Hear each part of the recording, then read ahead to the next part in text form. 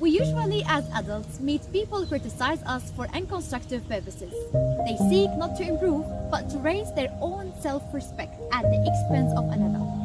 By finding fault or lashing out in anger at imperfections, they strive to establish their own dominance or superiority. They focus on our tiny errors and they forgot to focus on the essence. And unfortunately, criticism for these purposes is never constructive and guaranteed to do more harm than good to both recipient and sender. This is Tamara and welcome to Fundication.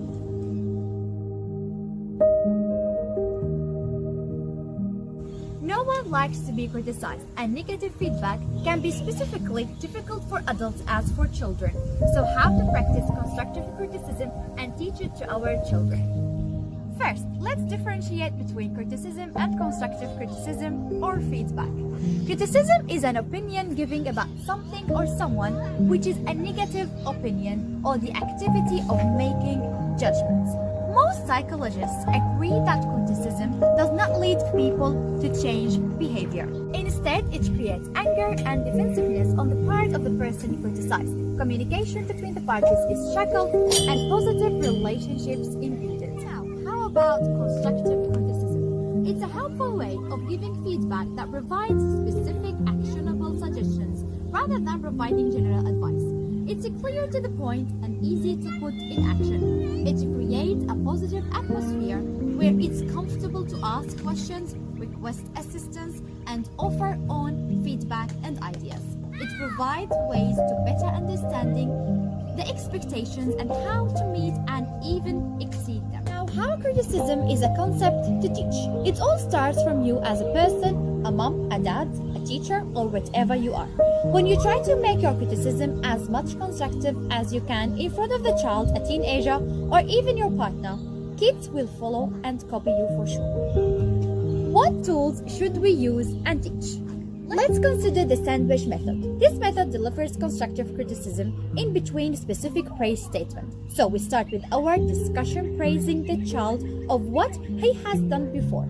And then we discuss the aspect of their performance which needs improvement. And we concluded after with another specific praise. The other method is using the I language strategy when constructively criticizing, for example, I think, I'd suggest, I feel. Makes sure that the child who is receiving the feedback understands that the criticism is about a situation or a behavior rather than about him or her in person. So he can make a kind of separation between himself and the criticism, and all the miscommunications will be then eliminated by using the I state. The third point is to make and teach a constructive criticism is to focus on the action or the behavior that would like to see improve in the future. Last but not least, try to provide actionable feedback. So when implementing constructive criticism, it's so important to offer feedback that the child can put into action immediately to achieve new objectives and improvements.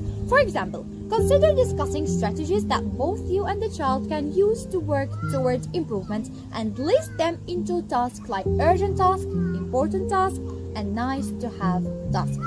Focus on one area at a time and do not forget to give positive praise and give lots of bribing and incentives to get your feedback heard. Getting the children to know the roots of their faults before criticizing, know the consequences of their mistakes, and give them the opportunity to correct themselves. All of that can shape them in a more confident way and make them better constructive critics when they give specific feedback, not general, on their own constructive criticism and be responsible, address issues, not people, and give the right criticism at the right time. Also, tend to be cautious and ask and allow for questions. And lastly, check their feedback and follow up on them. And then they will reserve a better constructive future.